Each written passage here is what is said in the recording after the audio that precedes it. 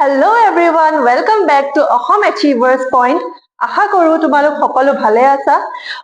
প্ৰথমতে সকলোকে ৰঙালী বিহুৰ শুভেচ্ছা জনালো। এই ভিডিঅটো আমি বিহুৰ দিনাই শুট কৰি আছো, কিন্তু পোষ্ট হওঁতে দুদিনমান লেট হ'ব। তো তথাপিও তোমালোক সকলোকে বিহুৰ শুভেচ্ছা জনালো। তোমালোক সকলো ভালে থাকিবা।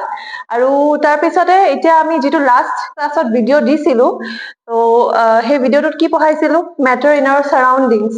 ঠিক আছে, ক্লাছ 9ৰ চেপ্টাৰ আছিলে। ফাৰ্ষ্ট চেপ্টাৰটোতে আছে মেটাৰ ইন আৱাৰ সাৰাউণ্ডিংছ বা মেটাৰ বুলিও ক'ব পাৰা। তো আমি তাত কি পঢ়িছিলো? তো তোমালোকে যদি সেই ভিডিঅ'টো চোৱা নাই আৰু তোমালোক যদি এই চেনেলটোত নতুনকে আহিছা, দেন ফাৰ্ষ্টে ইয়াৰ আগত যিটো ভিডিঅ' আছে সেইটো গৈ পেলাই চোৱাগে, তেতিয়াহে এই ভিডিঅ'টোৰ লগত ৰিলেটেবল লাগিব, নহলে তোমালোক বহুত কনফিউজ হৈ যাবা। ঠিক আছে, তো লাষ্ট ক্লাছত আমি কি পঢ়িছিলো? মেটাৰৰ বিষয়ে পঢ়িছিলো। মেটাৰ কি হয় পঢ়িছিলো। কি আছিলে মেটাৰ? Anything that occupy space and has mass and volume, মানে যিকোনো বস্তু, পৃথিৱীত এক্সিষ্ট কৰা যিকোনো বস্তু যাৰ কি আছিলে? মাছ আছিলে, মানে নিজৰ এটা ভৰ আছিলে, ৱেইট আছিলে, মাছ, আৰু সি এটা ভলিউম আছিলে তাৰ, আৰু যিকোনো স্পেচ অকুপাই কৰি আছে। মানে মই ইয়াত খাৰা আছো, থিয় হৈ আছো, তো মই এয়াৰত অকমান স্পেচ লৈ আছো, হয়নে? মোৰ বডি ষ্ট্ৰাকচাৰটোৱে এটা স্পেচ অকুপাই কৰি আছে ন এয়াৰত বা এটমস্ফিয়াৰত। তো সেইটো কি কয়? যিকোনো কি মেটাৰে স্পেচ অকুপাই কৰি থাকে। ঠিক আছে, আৰু কি পঢ়িছিলো? টাইপছ অফ মেটাৰ পঢ়িছিলো। মেটাৰৰ কেইটা টাইপছ আছিলে? ষ্টেটছ। মেটাৰৰ কেইটা ষ্টেটছ আছিলে? 3টা ষ্টেটছ আছিলে। প্ৰথমটো হৈছে সলিড ষ্টেট, ছেকেণ্ডটো হৈছে লিকুইড ষ্টেট, থাৰ্ডটো কি আছিলে? গ্যাসিয়াছ ষ্টেট। তো তাৰ বিভিন্ন কেৰেক্টাৰিষ্টিক্স খিনি আমি পঢ়িছিলো। তিনিওটাৰে ডিফাৰেণ্ট কেৰেক্টাৰিষ্টিক্স আছিলে, ৰিলেটেবল হয়, বাট তিনিওটাৰে বেলেগ বেলেগ কেৰেক্টাৰিষ্টিক্স আছিলে। তো আমি সেইখিনিও পঢ়িলো। তো আমি এতিয়া নেক্সট কিহত যাম? এতিয়া নেক্সট কনচেপ্ট এটা আছে, সৰু এটা কনচেপ্ট হৈছে ডেনচিটি। ডেনচিটি বুলিলে কি বুজি পোৱা? মানে ডেনচিটি বুলিলে, ধৰি লোৱা মই তোমালোকক এটা এক্সাম্পল দি আছো। ধৰি লোৱা এইটো এটা কি? Thumbs up. খাবলৈ মন গ'ল নেকি? যে নহওক, এইটো এটা কল্ড ড্ৰিংকৰ বটল। তো ইয়াৰ যিটো কল্ড ড্ৰিংকৰ বটলটোৰ যিটো লেংথ আছে, লেংথ মানে যিটো ভলিউম আছে, ধৰি লোৱা এই বটলটোৱে কিমান? 250 ml অকুপাই কৰিব পাৰে। কিন্তু এইটো মই এতিয়া খাই দিলো। ঠিক আছে, এইটো কি কৰিলো? মই এতিয়া অলপ খাই দিলো। তো ই কমি গ'ল। কমাৰ পিছত ধৰি লোৱা কিমান হৈ গ'ল? 200 ml হৈ গ'ল। তো কি হৈছে? ইয়াত মাছ কিমান আছে? 200 ml, আৰু যিটো ভলিউম আছিলে বটলটোৰ, ভলিউম কিমান হয়? 250 ml। তো মানে এটা গিভেন ভলিউমত, যিকোনো বস্তুৰ এটা গিভেন ভলিউমত কিমানখিনি মাছ অকুপাই কৰি আছে বস্তুটোৱে, সেইটোকে কি বুলি কয়? ডেনচিটি বুলি কয়। মানে এটা অপেন স্পেচ আছে, সেই অপেন স্পেচটোৰ ভলিউম কিমান হয়, আৰু সেই স্পেচটোত কিমানখিনি, মানে যিকোনো বস্তুৰে কিমানখিনি মাছ অকুপাই কৰি আছে, কিমানখিনি মাছ তাত থোৱা হৈছে, সেইটোকে কি বুলি কয়? ডেনচিটি। ঠিক আছে, ডেফিনেশ্যনটো লিখি লোৱা। Density is defined, duster to ক'ত গ'ল?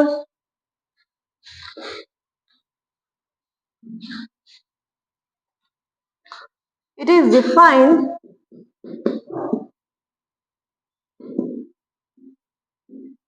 as the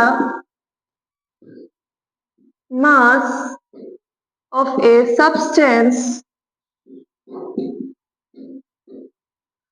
per unit volume.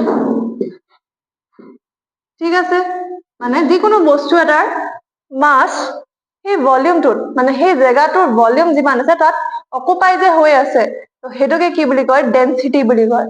তো ইয়াক আমি যদি মেথমেটিকেলি লিখো কি হ'ব? Density is equal to mass by volume. একেবাৰে সহজ, বুজি পাইছা চাগে তোমালোকে? নোট ডাউন কৰি লোৱা। তো এতিয়া ইয়াৰ লগত ইয়াৰ ৰিলেটেবল কুৱেশ্যনছ কেনেকুৱা বনিব পাৰে এক্সামত, কেনেকুৱা কুৱেশ্যনছ তোমালোকক সুধিব পাৰে? তো কোৱেশ্চনছ এনেকুৱা সুধিব পাৰে, ধৰি লোৱা 5টা 6টা সাবষ্টেন্সৰ নাম দি দিলে, অবজেক্টছৰ নাম দি দিলে, এতিয়া এক্সামত সুধিব যে কোনটোৰ ডেন্সিটি বেছি কোনটোৰ ডেন্সিটি কম। তো কেনেকে গম পাম আমি কোনটোৰ ডেন্সিটি বেছি বা কোনটোৰ ডেন্সিটি কম? তো তাকে আমি পঢ়ো এতিয়া। হা, এইটো নোট ডাউন কৰি লোৱা, মই ইৰেজ কৰি দিছো।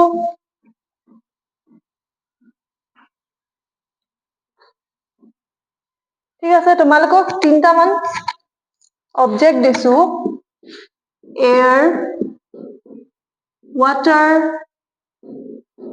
তাৰপিছত আহি গল rock,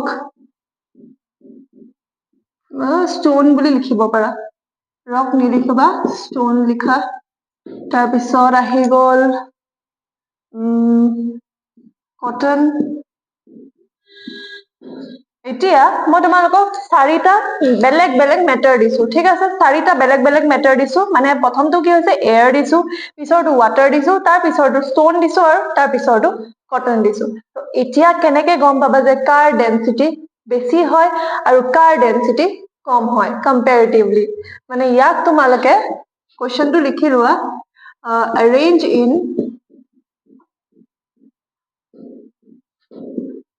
increasing order of density। মানে এই 4টা যে অবজেক্ট দিছো, এই 4টা অবজেক্টকে আমি কি ডেন্সিটি ইনক্ৰিজিং অৰ্ডাৰত কি কৰিম? এৰেঞ্জ কৰিব লাগে।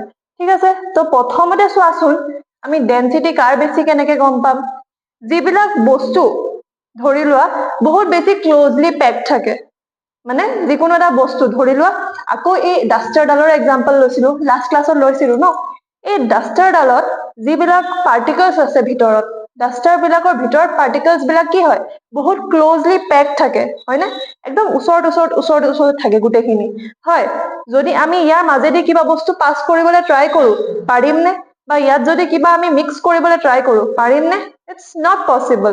মানে ইয়াৰ পাৰ্টিকলছ বিলাক বহুত ক্লোজলি পেকড আছে।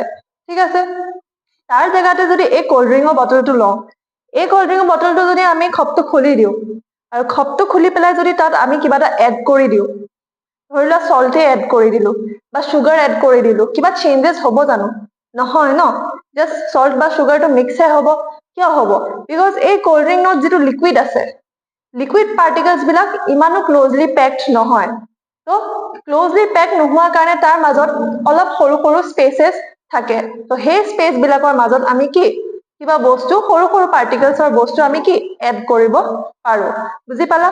তো ইয়াৰ ভিতৰত কোনবিলাক, মানে ধৰি লোৱা ডাষ্টাৰ লৈছো আৰু এইটো লিকুইড লৈছো কল্ড ড্ৰিংক, তো কোনটোৰ ডেন্সিটি বেছি হ'ব আৰু কোনটোৰ ডেন্সিটি কম হ'ব? যিবিলাক বস্তুৰ, যিবিলাক এলিমেন্টছ বা কম্পাউণ্ড, যিবিলাক বস্তু অবজেক্টছ, যিবিলাক মেটাৰৰ মানে পাৰ্টিকলছ বিলাক ক্লোজলি পেকড হয় বহুত বেছিকে, তো সেইবিলাকৰ ডেন্সিটি কি হ'ব? বেছি হ'ব। আৰু যিবিলাক কম্পেৰেটিভলি ক্লোজলি পেক নহয়, মানে কম ক্লোজলি পেকড হয়, সেইবিলাকৰ ডেন্সিটি কি হ'ব? ইন কম্পেৰিজন টু দেম কম হ'ব। ঠিক আছে, তো তোমালোকে ইয়াত এতিয়া দেখিলে গম পাবা এয়াৰটো কি হয়? এটা এয়াৰত কি থাকে? ই এটা গেছিয়াছ ষ্টেট হয়নে? এই যে মই কেৰেক্টাৰিষ্টিক্স বিলাক যে লিখাইছিলো, সলিড, লিকুইড আৰু গেছ ষ্টেজৰ, গেছ মানে ষ্টেটৰ, তো ইয়াত ইউজ হ'ব। তো এতিয়া চোৱা, গোটেইকেইটা যিকেইটা দিছো 4টা বস্তু, গোটেইকেইটাকে আমি কি কৰিম? বেলেগ বেলেগকে যিকেইটা ষ্টেট আছে তাত আমি আইডেন্টিফাই কৰি ল'ম। এয়াৰটো কি হয়? এয়াৰত কি থাকে? এটমস্ফিয়াৰত কি থাকে? গেছিয়াছ থাকে। তো ই এটা কি গেছিয়াছ ষ্টেট। নেক্সট চোৱা, ৱাটাৰটো কি হয়? ৱাটাৰটো এটা কি পানী ন, লিকুইড ষ্টেট।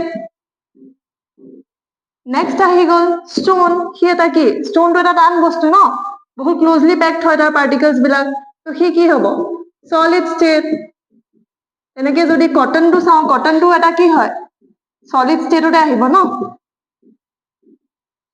তো আমি এই গেছিয়াছ, লিকুইড এইবিলাক চোৱাৰ লগে লগে গম পাইছো যে কি সবতছে ডেন্সিটি কাৰ কম হ'ব? আমি কি কৈছিলো, কি পঢ়িছিলো? গেছিয়াছ ষ্টেটত যিবিলাক পাৰ্টিকলছ হয় বহুত লুজলি পেকড হয়। আৰু মই এইমাত্ৰ কি কলো? যিবিলাক বস্তুত পাৰ্টিকলছ বিলাক লুজলি পেকড হয় তাৰ ডেন্সিটি বহুত কি হয়? কম হয়। তো আমি কি দেখিছো ইয়াত? সবতছে ডেন্সিটি কাৰ কম হ'ব? এয়াৰৰ। তাৰপিছত কি হ'ব? water hobo because solid or comparison of water density ki hoy কম হয় কিয় কম হয় because solid or comparison of water ত যিবিলাক particles থাকে বহুত কি loosely packed হয় in comparison to solids যোৱাকালি যিখিনি পঢ়াইছিলো যেটো ক্লাস মানে তোমালোকক লৈছিলো তাতে যদি সলিড লিকুইড আৰু গ্যাস যিটা স্টেটস দিছো সেই গুটে গিটাৰ ক্যাৰেক্টাৰিস্টিক্স গিটা লিখাই দিছিলো তো তোমালোকে যদি লিখিছা সেইখিনি যদি তোমালোকে আকৰবাৰ লাইক পেজ টু টাৰ্ন কৰি চোৱা তোমালোকে দেখিলে গম পাবা ঠিক আছে তো নেক্সট কি আহি গল নেক্সট এটা কনফিউজন আহি গল সলিড স্টেটত দুটা আছে চোৱা এটা হৈছে ষ্টোন এটা হৈছে কটন হয়নে এতিয়া চোৱাচোন ষ্টোনটোৰ হাই ডেন্সিটি হাই হ'ব নে কটনটোৰ বহুত ইজি কিয় হয় বিকজ চোৱা কটনটো বহুত সফট বস্তু হয় ন কপাহটো কি আমি এনেকে কম্প্ৰেছ কৰি দিব পাৰো কম্প্ৰেছ কৰি পেলাই কি তাৰ শেপ চেঞ্জ কৰিব পাৰো দ্যাট মিন্স কি যেটো বস্তু আমি কম্প্ৰেছ কৰিব পাৰি আছো তো তাৰ মাজত কি আছে পাৰ্টিকলছ বিলাক কি হৈ আছে লুজলি পেক হৈ আছে হেতু কাৰণে আমি কম্প্ৰেছ কৰিব পাৰিছো ন কিন্তু ষ্টোনটো চোৱাচোন ষ্টোনটো কি পাৰ্টিকলছ বিলাক ইমানেই টাইটলি পেক দ্যাট আমি তাৰ শেপ চেঞ্জ কৰিব নোৱাৰোৱে আমি তাক কম্প্ৰেছ কৰিব নোৱাৰো কোনো পধ্যে নোৱাৰো তো ইয়াত কি হৈ আছে কম্পেৰেটিভলি কি কটনৰ কি ডেন্সিটি কম হৈ আছে আৰু তাতকে সবতছে হাইয়েষ্ট ডেন্সিটি কাৰ আছে ষ্টোনৰ আছে যিহেতু আমাক ইনক্ৰিজিং অৰ্ডাৰত এৰেঞ্জ কৰিবলৈ কৈছে তো আমি সৰুৰ পৰা ডাঙৰলৈ কি কৰিছো এৰেঞ্জ কৰিছো আই হোপ তোমালোকে এইখিনি বস্তু বুজিছা তো যদি বুজিছা দেন নোট ডাউন কৰি লোৱা ঠিক আছে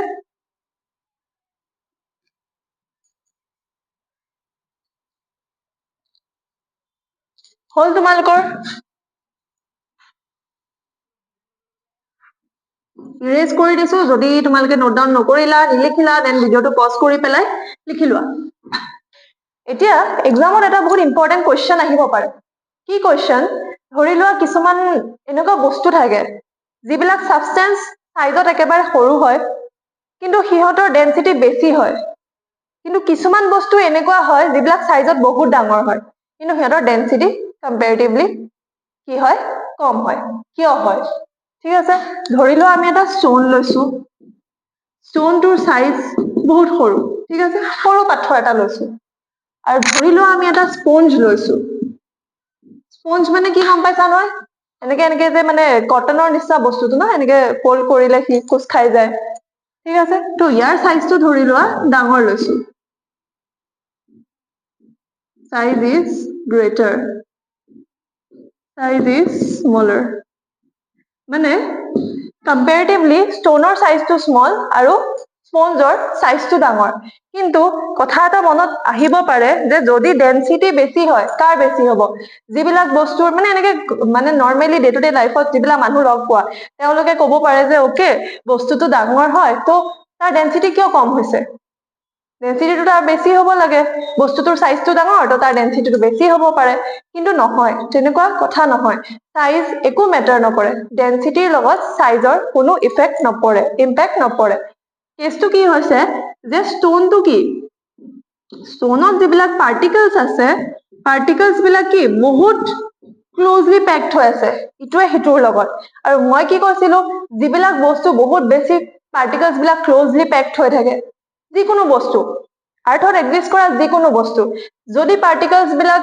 বস্তুটোৰ টাইটলি পেকড হৈ আছে দেন তাৰ ডেন্সিটি কি হ'ব বেছি হ'ব আৰু ষ্টোনৰ পাৰ্টিকলছ বিলাক কি হয় ভিতৰত থকা বস্তুবিলাক কি হয় বহুত ক্লোজলি পেকড থাকে তো তাৰ ডেন্সিটিটো কি হ'ব বেছি হ'ব কিন্তু তোমালোকে চোৱাচোন স্পঞ্জটোতো আমি কম্প্ৰেছ কৰিব পাৰো ন আৰু যিবিলাক বস্তু আৰু এটা বস্তু মই লাষ্ট ক্লাছত কৈছিলো যিবিলাক বস্তু পাৰ্টিকলছ বিলাক ক্লোজলি পেকড থাকে তাক আমি কম্প্ৰেছ কৰিব নোৱাৰো কম্প্ৰেছ মানে কি হেঁচি পেলাই তাৰ শেপটো চেঞ্জ কৰিব নোৱাৰো কিন্তু স্পঞ্জটো চোৱাচোন স্পঞ্জটো যদি আমি ফল্ড কৰি দিওঁ তাৰ শেপটো আমি উল্টা পুল্টা কৰি দিব পাৰো মানে চেঞ্জ কৰি দিব পাৰো মানে কি হৈছে শেপ কিয় চেঞ্জ কৰিব পাৰিছো মানে কম্প্ৰেছ কিয় কৰিব পাৰিছো বিকজ তাৰ পাৰ্টিকলছ বিলাক লুজলি পেকড আছে ঠিক আছে তো গম পাইছা যদিও সাইজটো ডাঙৰ হয় বা সৰু হয় সি ডেন্সিটিৰ ওপৰত কোনো ইম্প্যাক্ট নেপেলায় ঠিক আছে তো কোৱেশ্চনটো লিখা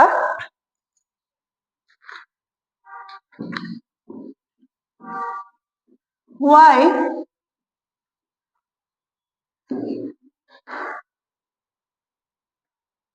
কুৱেশ্যনটো লিখা why do heavy objects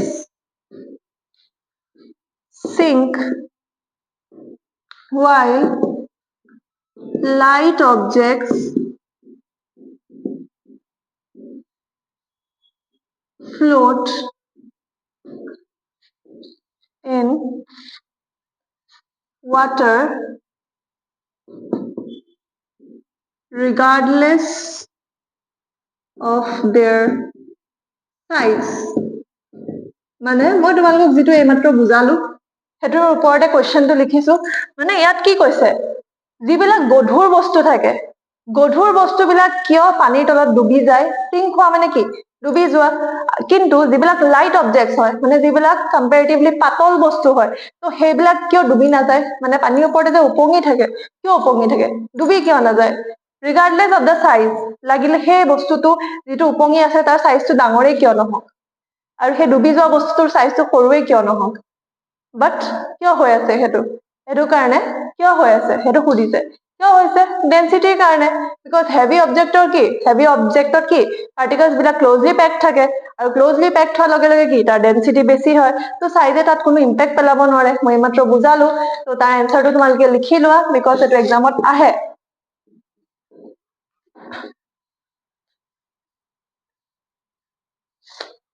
in heavy objects the particles are closely packed as compared to light objects.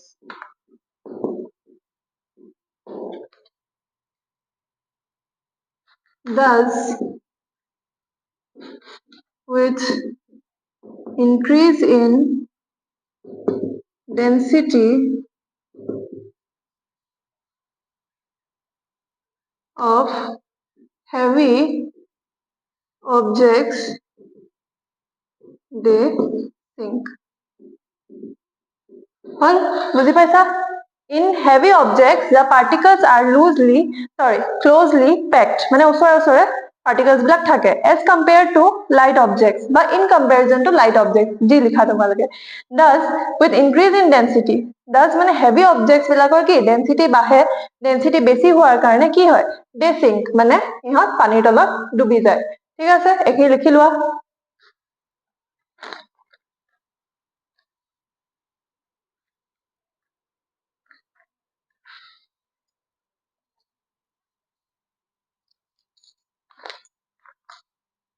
Hall লিখিলা next আহি গল এটা ইম্পৰ্টেন্ট টপিক যেটো তোমালোকৰ বুকত আছে বুকত যিবিলাক টপিকস আছে মই সিৰিয়ালি কভাৰ কৰি গৈছো দেই গুটেখিনি টপিকস মই কভাৰ কৰিছো তো তোমালোকে মন দি পেলাই চাবা যাতে তোমালোকে যদি নিজে পঢ়ি বুজি নোপোৱা অবভিয়াসলি বুজি নাপাবা বিকজ সায়েন্স টো এনেকুৱা এটা সাবজেক্ট নহয় সায়েন্স টো কি হয় এটা লিটাৰেচাৰ সাবজেক্ট নহয় ন লিটাৰেচাৰ সাবজেক্ট বিলাক কি হয় আমি চালে বুজি পাওঁ পঢ়িলে বুজি পাওঁ কিন্তু সায়েন্স টো ইমানেই মানে সাইন্টিফিক বস্তু সোমাই থাকে ম্যাথমেটিক্যাল কনসেপ্টছো সোমাই থাকে তো আমি নিজে পঢ়িলে বস্তুখিনি বুজি নাপাওঁ মানে কিছুমান বস্তু বুজি পাওঁ বাট সব বস্তু আমি বুজি নাপাওঁ তো আমি কি কৰিব লাগিব হয় আমি ইউটিউবৰ হেল্প ল'ব লাগিব মানে মই যেটো পঢ়াই আছো হয় মোৰ চেনেল আছে বা বেলেগ বিভিন্ন ধৰণৰ চেনেল আছে তো আমাৰ চেনেলৰ হেল্পো ল'ব পাৰা বা বেলেগ চেনেলৰ হেল্পো ল'ব পাৰা যতে তোমালোকে সুবিধা পোৱা ঠিক আছে তো নেক্সট টপিকটো হৈছে আমাৰ can matter change its state মানে যিবিলাক মেটাৰ আছে মেটাৰে নিজৰ ষ্টেট চেঞ্জ কৰিব পাৰে নে নোৱাৰে তো কোৱেশ্চনটো তাতে আহি গল মেটাৰ এটাই নিজৰ ষ্টেট কি আছিলে সলিড লিকুইড আৰু গ্যাস তো মেটাৰ এটাই নিজৰ ষ্টেটটো চেঞ্জ কৰিব পাৰে নে নোৱাৰে মানে ষ্টেট চেঞ্জ কৰা মানে কি হ'ব সলিডৰ পৰা ধৰি লোৱা লিকুইডলৈ গ'ল আকৌ ধৰি লোৱা লিকুইডৰ পৰা গ্যাসলৈ গ'ল তো এটা ষ্টেটৰ পৰা আন এটা ষ্টেটলৈ কি কৰি আছে নিজকে শিফট কৰি আছে তো এটো পসিবল হয় নে একদম মানে ডে টু ডে লাইফৰ এক্সাম্পল এটা লৈ লোৱা, বহুত ইজি এক্সাম্পল এটা বৰফৰ টুকুৰা লোৱা, আইচ, ই কি ষ্টেটত আছে? আইচ, আমাৰ ফ্ৰিজত কি থাকে? বৰফ থাকে ন, আইচ থাকে। তো সি এটা কি ষ্টেটত আছে? সলিড ষ্টেটত আছে ন। তো এই আইচটোক যদি আমি ফ্ৰিজৰ পৰা উলিয়াই পেলাই ৰুম টেম্পাৰেচাৰত থৈ দিওঁ, মানে ফ্ৰিজৰ পৰা উলিওৱা, ফ্ৰিজৰ ভিতৰত যিটো টেম্পাৰেচাৰ আছে সেইটোতো বহুত ঠাণ্ডা ন, 0°C বা মাইনাছতো থাকিব পাৰে। তো সেই টেম্পাৰেচাৰটোৰ পৰা যদি আমি ৰুমত উলিয়াই দিওঁ, মানে ৰুম টেম্পাৰেচাৰ মানে কি, বাহিৰত, ফ্ৰিজৰ বাহিৰত উলিয়াই দিওঁ, তো কি হ'ব? ৰুম টেম্পাৰেচাৰটোতো ফ্ৰিজৰ ভিতৰতকে বহুত বেছি কি হাই হয়, বহুত বেছি নহলে অলপটোতো হাই হয় ন। তো ৰুম টেম্পাৰেচাৰ আৰু ফ্ৰিজৰ ভিতৰত যিটো টেম্পাৰেচাৰ আছে ডিফাৰ কৰে। তো টেম্পাৰেচাৰ বঢ়াৰ লগে লগে কি হৈছে, এই আইচটো কি হৈছে? পানী বনি গৈছে ন, লিকুইড বনি গৈছে। আইচটোক আমি বাহিৰত উলিয়াই থলো, বাহিৰত উলিওৱাৰ পিছত কি অবজাৰ্ভ কৰিছা? যে সি পানীলৈ কনভাৰ্ট হৈ গৈছে। তো আমি কি গম পাইছো? লিকুইড মানে কি, সি কি ষ্টেটলৈ গুচি গ'ল? লিকুইড ষ্টেটলৈ গুচি গ'ল, হয়নে? তো আমি কি গম পাইছো? যেতিয়া আমি টেম্পাৰেচাৰ বঢ়াই আছো, মানে যেতিয়া টেম্পাৰেচাৰটো চেঞ্জ হৈছে, মানে কমৰ পৰা বেছিলৈ যেতিয়া টেম্পাৰেচাৰটো গৈছে, তেতিয়া সি কি হৈ আছে? নিজৰ ষ্টেট চেঞ্জ কৰি আছে। সলিড ষ্টেটৰ পৰা কি বনি গৈছে? লিকুইড ষ্টেট বনি গৈছে। তেনেকে যদি চোৱা, এই পানীটোক তোমালোকে এটা চচপেন ললা, চচপেনটোত পানীখিনি ভৰাই দিলা, পানীখিনি ভৰাই পেলাই কি কৰিলা? গেছটো অন কৰি দিয়া। গেছটো অন কৰিলে কি হ'ব? হিট পাইছে ন, হিট পোৱাৰ লগে লগে কি হৈছে? টেম্পাৰেচাৰ বাঢ়িছে। হিট মানে কি? Increase in temperature. তো টেম্পাৰেচাৰটো বঢ়াৰ লগে লগে কি হৈছে? পানীখিনি কি উতলা ষ্টাৰ্ট হৈছে। অলপ পিছত 2-3 মিনিট, 4 মিনিট, 5 মিনিট চাবা, 5 মিনিটৰ পিছত কি হ'ব? পানীখিনি উতলা ষ্টাৰ্ট হৈছে। আৰু উতলা ষ্টাৰ্ট হোৱাৰ লগে লগে তোমালোকে দেখিবা যে কি, তাৰপৰা ভাপ ওলাইছে। ভাপ মানে কি? That's water vapour. আৰু ভাপটো দেখাৰ লগে লগে কি গম পাবা? সি এটা গেছ হয়। তো কি হৈছে? লিকুইডৰ পৰা এতিয়া কিহলে কনভাৰ্ট হৈছে? ভেপাৰ, মানে সি এটা কি গ্যাসিয়াস ষ্টেট। তো ইমানখিনি পঢ়ি পেলাই আমি কি বুজি পাইছো? কি বুজি পাইছো? মেটাৰে নিজৰ ষ্টেট চেঞ্জ কৰে। কেতিয়া কৰে? যেতিয়া টেম্পাৰেচাৰ ইনক্ৰিজ হয় বা চেঞ্জ ইন টেম্পাৰেচাৰ হয়। তো আমি টেম্পাৰেচাৰ বঢ়াৰ লগে লগে আমি কি পাইছো? সলিড মানে আইচৰ জেগাত বেলেগ বস্তু ল'ব পাৰা, মানে সলিডে কি কৰি আছে? নিজৰ ষ্টেট চেঞ্জ কৰিছে লিকুইডলে, আৰু লিকুইডত যেতিয়া আমি টেম্পাৰেচাৰ বঢ়াই দিছো, তেতিয়া কি গ্যাসিয়াস ষ্টেটলে সি চেঞ্জ কৰিছে।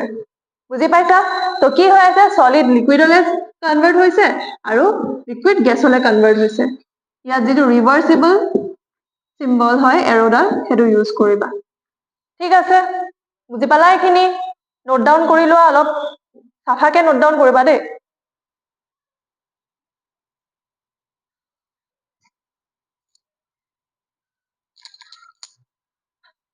এই যে বস্তু এটা মন কৰিবা দেই, এই যে সলিডৰ পৰা লিকুইডলৈ যে কনভাৰ্ট হৈছে, যিকোনো বস্তু সলিডৰ পৰা লিকুইড, মানে সলিড ষ্টেটৰ পৰা যে লিকুইড ষ্টেটলৈ কনভাৰ্ট হৈছে, তো সেই তাক এটা নাম দি ডিফাইন কৰা হয়। সেইটোক কি বুলি কয়? ফিউজন। FUSION। মানে কি হৈছে? এটা ষ্টেটৰ পৰা আন এটা ষ্টেটলৈ কনভাৰ্ট হৈছে, মানে সলিডৰ পৰা লিকুইডলৈ কনভাৰ্ট হৈছে। তো দ্যাটছ ডিফাইন্ড এজ ফিউজন। কি বুলি কয়? ফিউজন। ঠিক আছে, হল? এইখিনি ইৰেজ কৰো। হোৱাট ইজ ফিউজন বুলি এক্সামত সুধি দিব পাৰে, তেতিয়া পাহৰি নাযাবা। আই হোপ তোমালোকে লিখিব পাৰিবা এক্সামত। হল এইখিনি?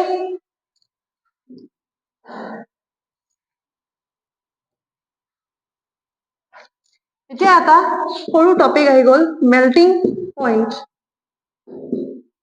বা মেল্টিং পইণ্ট, আৰু এটা আছে বইলিং পইণ্ট। ঠিক আছে, প্ৰথম মই মেল্টিং পইণ্টটোকে পঢ়াইছো। মেল্টিং পইণ্ট মানে কি? এই মেল্টিং শব্দটোতে সোমাই আছে। চোৱা, মেল্টিং মানে কি? কিবা এটা বস্তু গলি যোৱা ন। তো মেল্টিং পইণ্টটো মানে এনেকুৱা এটা পইণ্ট, এনেকুৱা এটা জেগা, এনেকুৱা এটা মানে চিটুৱেশ্যন বুলি ক'ব পাৰা, বা এনেকুৱা এটা পইণ্ট যিটো সময়ত কি হৈ আছে, মানে আইচটো পানীলৈ কনভাৰ্ট হৈ আছে। মানে আইচটো এটা সলিড হয় ন, সি মেল্ট হৈ পেলাই কি লিকুইডলৈ কনভাৰ্ট হৈ আছে। ঠিক আছে, melting point, it is the point at which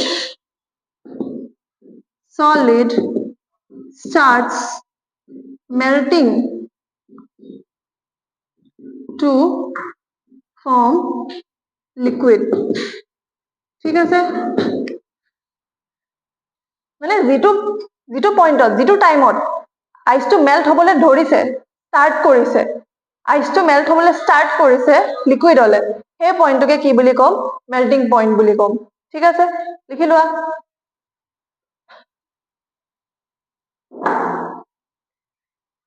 আৰু melting point of ice is equal to 273.16 Kelvin. এইটো টেম্পাৰেচাৰত আইচ মেল্ট হোৱা ষ্টাৰ্ট কৰে। লিখি লোৱা, এইটো এক্সামত আহে, ইম্পৰ্টেণ্ট, এইটো এক্সামত আহে দেই, লিখি লোৱা। এতিয়া মেল্টিং পইণ্টৰ জেগাতে যদি আমি বইলিং পইণ্ট লৈ লওঁ, বইলিং পইণ্ট মানে কি? বইলিং শব্দটোতে কি সোমাই আছে? বইল। বইল মানে কি? উতলা। উতলা ষ্টাৰ্ট হয় ন? বইল আৰু হিট, বইল আৰু হট দুইটা বহুত বেলেগ বস্তু। হট মানে কি? গৰম, আৰু বইল মানে কি? উতলা। তো এনেকুৱা এটা পইণ্ট, যেনেকে মেল্টিঙত কি হৈ আছে? আইচটো পানীলে মেল্ট হৈ আছিলে, তো সেই পইণ্টটোক কি হৈছিলে? মেল্টিং বুলি কৈছিলো। এতিয়া এনেকুৱা এটা পইণ্ট, এনেকুৱা এটা টাইম যিটোত কি হৈ আছে? পানীটো বইল হবলৈ ষ্টাৰ্ট কৰিছে আৰু সি গেছলৈ কনভাৰ্ট হৈ আছে, সেই পইণ্টটোকে কি বুলি ক'ম? বইলিং পইণ্ট বুলি ক'ম। It is the point at which liquid starts boiling to form কি? Boiling to convert to vapor বা গ্যাস বুলিও লিখিব পাৰা। ঠিক আছে, হল? মেল্টিং পইণ্ট বুজিলা, বইলিং পইণ্ট বুজিলা। তো এতিয়া আৰু নেক্সট টপিকলৈ নাযাওঁ। নেক্সট 2টা বা 3টা টপিক আছে, তো নেক্সট 2টা বা 3টা টপিক মই নেক্সট ক্লাছত কভাৰ কৰিম। যদি একেটা ক্লাছতে বহুত বেছি বস্তু, বহুত বেছি কনচেপ্ট পঢ়াই দিওঁ, তোমালোক কি হবা? বহুত কনফিউজ হৈ যাবা, চব তোমালোকৰ অকমানিকা ব্ৰেইনটোত চব মানে মিক্স আপ হৈ যাব, আৰু কোনেও মানে আধা ঘন্টাতকে বেছি পঢ়ি থাকিবলৈ বৰ লাগে ন চবৰে, হয়নে নহয়? তো আজি কি কি পঢ়িলো আমি কি পঢ়িলো? তো আজি আমি ফাৰ্ষ্ট টপিকটো কি পঢ়িছিলো? ডেনচিটি পঢ়িছিলো। তাৰপিছত ডেনচিটি আমি কেনেকে মেজাৰ কৰো, মানে ডেনচিটি আমি কেনেকে বেলেগ বেলেগ অবজেক্টছৰ ডেনচিটি কাৰ বেছি হয়, কাৰ কম হয়, কেনেকে গম পাওঁ, সেইটো আমি পঢ়িলো। তাৰপিছত আমি মেল্টিং পইণ্ট পঢ়িলো, বইলিং পইণ্ট পঢ়িলো, আৰু বিভিন্ন ধৰণৰ কুৱেশ্যনছ পঢ়িলো এক্সাম পইণ্ট অফ ভিউত। ঠিক আছে, তো তোমালোকে নিজে ঘৰত পঢ়িবা, যিখিনি আজি নোটছ লিখাই দিছো সেইখিনি এবাৰ ৰিভাইজ কৰিবা। যদি ভিডিঅ'টো চাই তোমালোকৰ ভাল লাগিছে, দেন লাইক কৰিবা, নিজৰ যিমান ফ্ৰেণ্ডছ আছে ফ্ৰেণ্ডছৰ লগত ভিডিঅ'টো শ্বেয়াৰ কৰিবা, যাতে তোমালোকৰ লগতে সিহঁতেও পঢ়িব পাৰে। আৰু তাৰপিছত চেনেলটো ছাবস্ক্ৰাইব কৰিবা যদি চেনেলটোত নতুনকে আহিছা তোমালোকে, আৰু আমাৰ লগত জড়িত হৈ থাকিবা। ইয়াৰ পিছত উদ্দীপন শৰ্মা ছাৰে মেথছৰ ক্লাছ ল'ব, তো তোমালোকে চাই থাকিবা। Thank U.